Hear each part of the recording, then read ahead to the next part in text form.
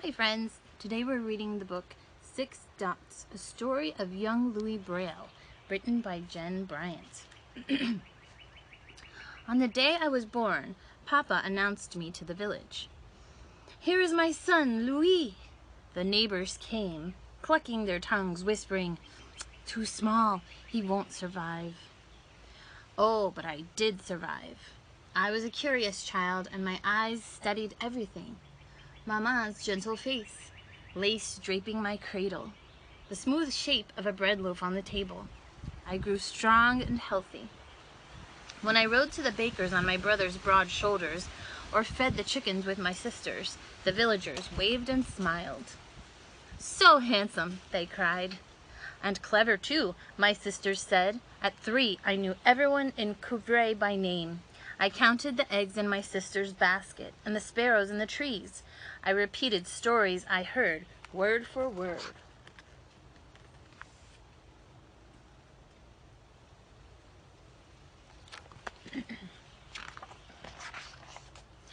But what I loved most was to watch Papa work. People came from far away to have a harness made or a broken bridle mended, and Papa's hands, the rough leather strips, became smooth and useful. I wanted to be just like him, but when I reached for a tool, "Ne touche pas, don't touch that," Papa warned. Then more gently, "You're too small yet, Louis. Wait till you're older."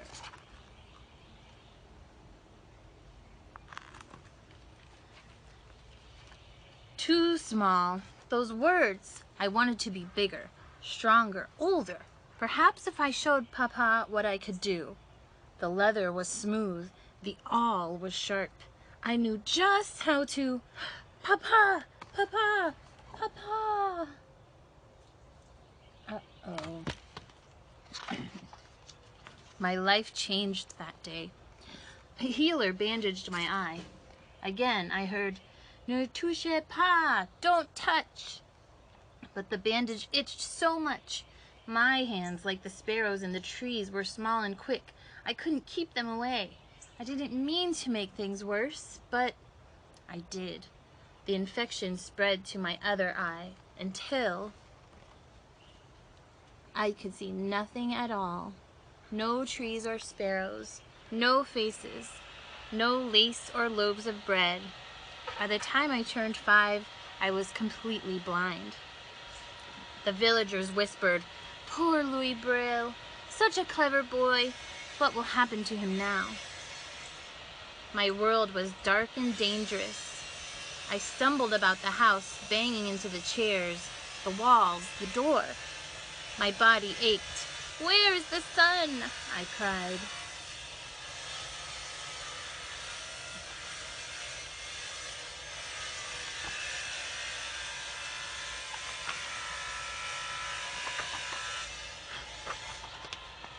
But the sun did not come. I sat by the window, training my ears to do what my eyes could not. Clang, bang, kish, kish. That was Papa in his shop. Swoosh, swish, swoosh, swish. Long-skirted ladies hurrying to the market. Clomp, clomp, clomp, stomp. Soldiers marching down the street. Grr, grr, ruff, ruff, grr. The neighbor's angry dog, chained too tight, alone in the dark. I knew just how he felt.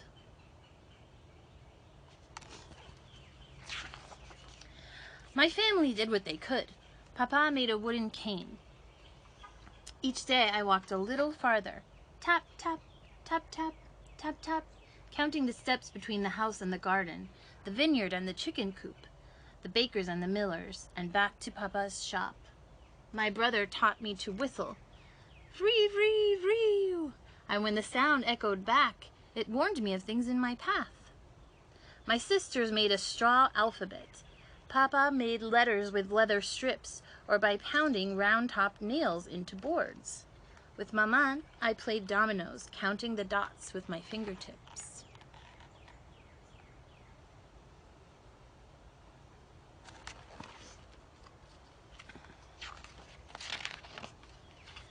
The village priest taught me to recognize trees by their touch, flowers by their scent, and birds by their song.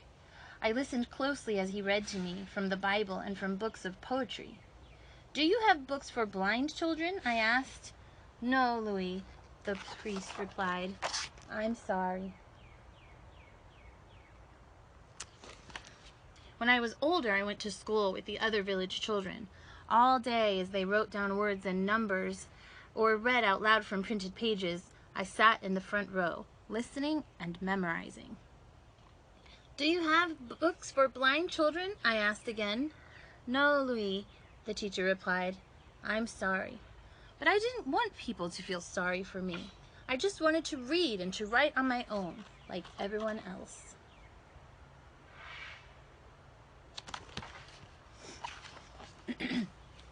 The Marquise, a noble lady living nearby, heard about me. She wrote a letter to the Royal School for the Blind, asking if I could study there. Finally, a reply came. "Bienvenue." Welcome, Louis. "The priest says they have books for the blind," I told Papa excitedly. "But you're only 10, Maman cried, "and you'll live there most of the year," my brother added. "Paris is a big city far away," my sisters warned. How can I make them understand? Without books, I would always be poor Louis Braille. I would always be held back like that dog chained too tight. "I love you," I told them, "but I must go." I didn't need my eyes to know that the Royal School in Paris was not a palace. My hard bed was in a damp, crowded room. My uniform itched. My meals were small and cold. The teachers were strict. The older boys teased me and stole. How I missed my home! And yet, I stayed. I stayed because somewhere in this old, moldy building, there were books for the blind. "Only the best students are allowed to read them," my friend Gabrielle told me. "Then I will be one of the best."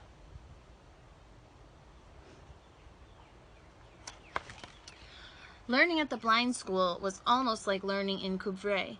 We sat and listened. We memorized and recited.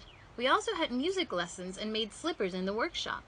As my fingers flew across the organ keys or between the strips of cloth, I dreamed of reading and writing. I worked and studied as hard as I could. And finally, it was that day. A guide led me to the library. "Asseyez-vous ici." "Sit here," he commanded. There was a shuffling, grunting, and scraping. A thud. "Voila! There it is," he said. "Just trace the raised letters with your fingers." It was a long reach to the top of page 1. My fingers traced the outline of each letter, just as I'd done in Couvray with straw and leather. But these waxy letters were huge. After reading the first sentence this way, my hand was halfway down the page. A few sentences more, and I had to turn the page. A few more sentences, 2 more pages, and then the end. "C'est tout? Is that all?" I asked.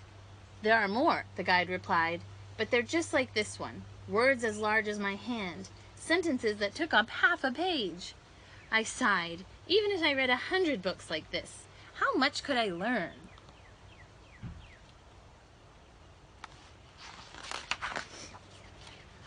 I skipped supper. I lay in bed wishing I was home.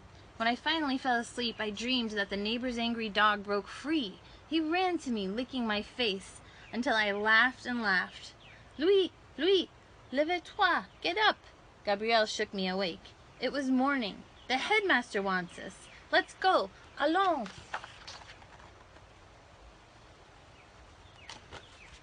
Everyone had gathered in the big room. Dr. Pinier spoke. "A French army captain has invented a code to send secret messages during battle. The code is read by touch, not by sight, so we might use it here too. You're each holding a message written with patterns of dots," the headmaster continued. "Each pattern stands for a sound, such as oo or in or ch.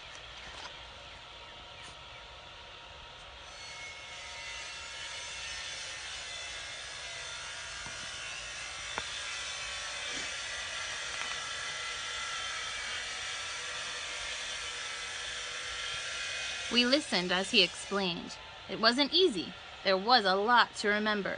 Flipping over my paper, I moved my fingers from left to right, feeling the dots. "Fall back!" I shouted. Everyone laughed. It was a battle order, of course, but now my heart pounded with hope. I asked for another. Again, I touched the dots. "Supplies arrive at dawn." "Oui, yes!" the headmaster cried. The others shouted out their messages too.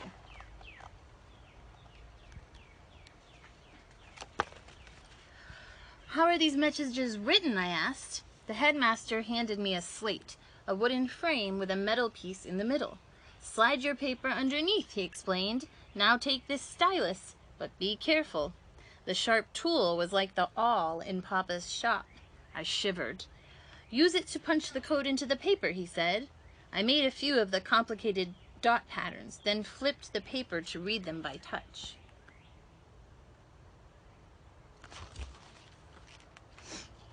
For many weeks I practiced. Reading by touch using dots was a brilliant idea, at least on the battlefield. But for us, the code was so hard that everyone else in the school had given up. Even a short message takes so many dots, and I can't fit a single symbol under my finger, I complained to Gabrielle. Plus, the captain's code stands for sounds, not for letters. "So what?" my friend replied. "So why shouldn't we spell words and write sentences like sighted people do?" I argued. This code was a start, but it wasn't nearly good enough. We, the blind, were still held back. Would the captain work on improving it with me? I asked the headmaster. "I'm sorry, Louis. He isn't interested," he replied. Sorry. That word.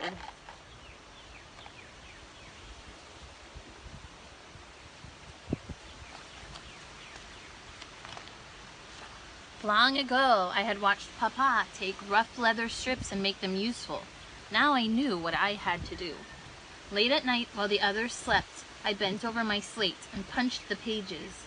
I tried hundreds of ways to simplify the captain's code.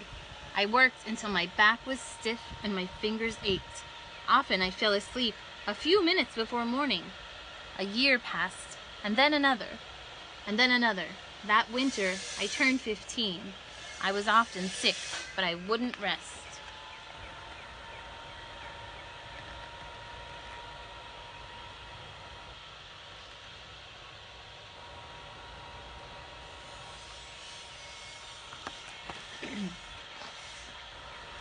Finally, it was ready to test. I asked the headmaster to choose something from his own library, a book I'd never heard of before.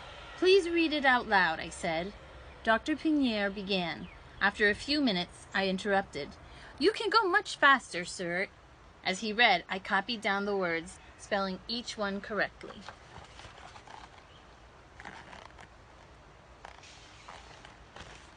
My new code used just 6 dots, arranged in 2 columns like dominoes. Each dot pattern stood for a letter of the alphabet. "Fini," said Dr. Pinier when he reached the end of chapter 1. "Finished." I turned my pages over. Reading by touch, I recited the entire chapter. "Louis, tu l'as fait! You did it!" he shouted.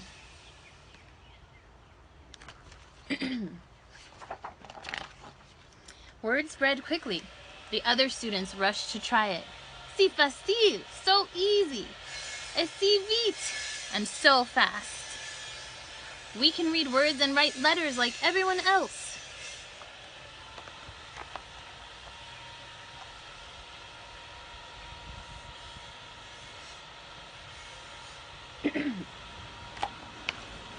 As my friends traded messages, I remembered watching Papa in his shop, bent over rough strips of leather, making them useful. I had become like him after all. The end. Thank you for watching.